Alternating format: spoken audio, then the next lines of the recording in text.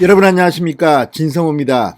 한때 검찰 권력 중에서 가장 강하다는 평을 받았던 이성윤 서울중앙지검장이 지금 최대 위기에 봉착했습니다. 지금 분위기라면 이성윤 서울중앙지검장은 그 자리를 유지하지 못할 것 같습니다. 쫓겨날 것 같다는 이야기입니다. 지금 이성윤 서울중앙지검장의 최측근이었던 중앙지검의 1, 2, 3, 4 차장검사들도 지금 방귀를 들고 동반 사퇴를 요구했다고 합니다. 뿐만 아니라 우연일 수는 있지만 갑자기 터져나온 옵티머스 수사 과정에서의 이낙연 대표 최측근 20년 직위, 이모 대표실 부실장의 극단적 선택까지 겹치면서 이제 완전히 고립되고 있습니다. 중앙지검 평검사부터 부장검사, 부장검사 그리고 차장검사까지 등을 돌리기 시작했습니다. 믿는 측근들까지 배신하고 있는 형국입니다. 이런 가운데 대검은 이 서울중앙지검에서 벌어지고 있는 일들에 대해서 조사를 시작했습니다. 지금 이 이낙연 대표의 20년 직이라는 이모 부실장의 죽음으로 인해서 지금까지 해온 이 서울중앙지검의 옵티머스 수사 전반을 돌아볼 예정입니다. 그렇게 되면 이성윤 서울중앙지검장의 그동안의 정권 수사가 얼마나 부실했던지도 드러날 겁니다. 이와 관련해서 동아일보가 오늘 아침 특종을 하나 터뜨렸습니다. 바로 이 서울중앙지검이 옵티머스 수사를 하면서 이 정권 실세 이런 사람들의 수사를 축소했다는 의혹입니다. 면담 조서에서 중요한 내용을 기록하지 않았다는 의혹을 동아일보가 제기했습니다. 이 모든 것을 윤석열 총장이 지휘하는 대검 그리고 서울중앙지검의 이 인권실이 조사할 겁니다. 자, 이성윤 서울중앙지검장 그냥 쫓겨나는 것뿐만 아니라 어쩌면 수사를 받을지도 모르고 구속될 가능성도 없지 않아 보입니다. 여기에 이 법무부 감찰 담당관실이 윤석열 총장의 판사 사찰 의혹을 수사할 때, 이 대검 압수수색을 할 때 서울중앙지검이 측면 지원했다는 의혹까지 덧붙여져서 지금 이성윤 중앙지검장의 미래는 불투명해졌습니다.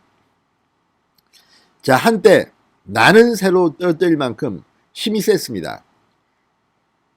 채널A 사건 수사, 윤석열 처가 수사, 많은 수사들을 서울중앙지검이 했습니다. 그러나 추미애 장관이 수사지휘권까지 발동하면서 윤석열을 배제시키고 이성윤 지검장한테 정권을 줘서 수사를 시켰지만 나온 것은 별로 없습니다. 특히 윤석열 장모를 기소하는 과정에서 일선 검사들이 반발하기도 한 것으로 드러나서 지금 이제 이성윤에 대한 조사가 들어가면 감찰로 이어질 수도 있다는 그런 관측도 나옵니다. 이성윤의 운명은 상당히 힘들어 보입니다. 진성호의 융단 폭격 시작합니다. 이성윤 서울중앙지검장을 융단 폭격합니다. 방송에 앞서 아직 진성호 방송에 구독자가 아니신 분들은 붉은색 구독 버튼 눌러주십시오. 더 좋은 방송으로 보답하겠습니다. 자, 오늘 아침 동아일보의 단독 기사는 상당히 눈길을 끌었습니다.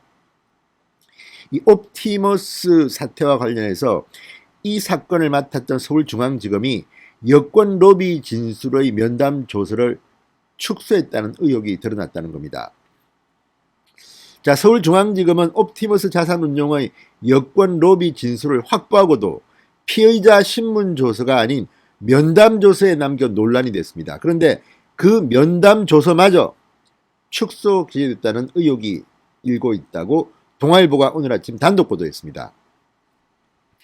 자, 윤 총장이 이낙연 대표 측근 이모 부실장의 극단적 선택과 관련해서 진상조사를 지시하면서 지금 대검찰청 서울중앙지검의 인권감독관실이 수사과정 전반을 점검하고 있습니다.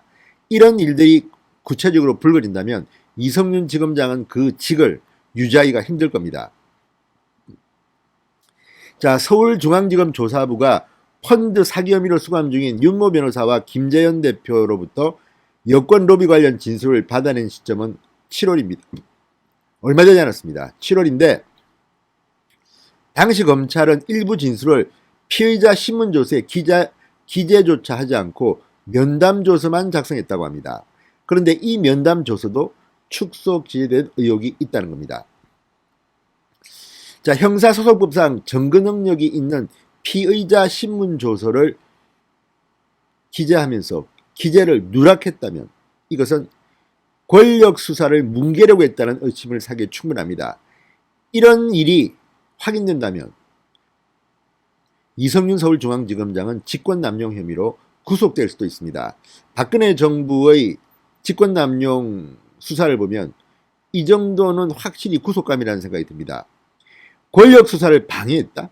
자, 세월호 수사 뭐 이런 것들에 대해서 방해 혐의로 실제로 박근혜 정권의 인사들이 구속됐습니다. 그런데 지금 이것은 그 이상일 수도 있습니다. 자, 검찰은 지금 사건을 뭉개야 한 게 아니다. 면담조서에 관련 사실을 모두 기재하고 후임수사팀에 인계했다고 반박하고 있습니다. 그러나 이것은 인권감독관실의 조사를 통해서 확인될 일입니다. 지금 대검찰청의 인권감독관실 상당히 열받아 있습니다. 윤석열 총장을 감찰하고 수사하면서 대검 차장이었던 조남관 차장에게조차 보고하지 않았던 정황들이 드러나면서 이제 완전히 음지가 양지되고 양지가 음지됐습니다. 완전히 바뀌어 버렸습니다. 갑과 을이. 이제 이성윤 수사팀이 윤석열을 잡으려고 감찰하고 수사하다가 이제는 거꾸로 이성윤이 윤석열 대검으로부터 조사를 받게 된 겁니다. 자, 동아일보에 따르면 면담조서에 적힌 로비 관련 진술이 최초 진술보다 상당히 후퇴된 수준으로 정리됐다는 의혹이 제기되고 있다고 합니다. 이 대표 측 관계자 외에 여당 의원 등에 대해 구체적인 진술이 다 나왔는데 면담조서에 기재도 되지 않았다는 정황이 있다는 겁니다. 자, 지금 이낙연 대표의 최측근 극단적 선택을 한 이모 씨의 이 부분도 옵티머스 수사 과정에서 옵티머스 로비스트의 입에서 나온 겁니다. 여러 기업으로부터 거액을 받았다는 겁니다. 자, 검사와 수사관의 수사 결과가 상급자에게 보고된 뒤 면담조서가 최종 정리되는 과정에서 핵심 진술이 빠진 게 아니냐는 의문이 일고 있다고 합니다. 무엇보다 옵티머스 수사가 지지부진한 가운데 갑자기 문제가 되고 권력 수사가 이제 부각되니까 뒤늦게 수사하면서 이낙연 대표의 최측근이 첫 번째 희생양이 됐다는 이런 관측도 나오고 있습니다. 문제는 이런 대형 금융 사기 사건을 피해자 입장에서 수사할 생각은 하지 않고 지금 격가지로만 흐르고 있습니다. 제대로 진도가 안 나오고 있습니다. 이걸 인권감독관실, 서울중앙지검과 대검에서 들여다보겠다는 겁니다. 자, 서울중앙지검 인권감독관실이 당시 수사 일지와 기록을 꼼꼼하게 비교해서 어떤 진술이 누구의 지시로 어떻게 누락됐는지를 규명한다면 이성윤 지검장 또는 그 밑의 차장검사들이 문제가 될 수가 있습니다. 자, 지금 윤석열 처가에 대한 수사에 대해서는 일선 검사들이 외압 일지를 적고 있다는 보도가 나올 만큼 윗선의 외압이 있었을 가능성이 높습니다. 그런데 옵티머스도 마찬가지입니다. 여기에 지금 권력의 실력자들 이름, 현역 의원 등등등등이 막 나왔습니다. 그런데 그것들을 정말 진술을 받고도 뭉개버렸다면 이것은 구속감이 될 수도 있습니다. 자, 지금 한 검찰 관계자는 이런 말이 합니다. 로비 진술이 나왔다는 말이 법조계에 한창 번지는데 관련 수사가 이루어지지 않고 장기화되면서 사건 관련자들의 심적 부담이 가중됐을 수 있다. 당시 서울중앙지검 지휘부가 올 8월 중간간부 인사 전에는 로비 관련 수사를 하기 어렵다는 말도 했었다고 주장합니다.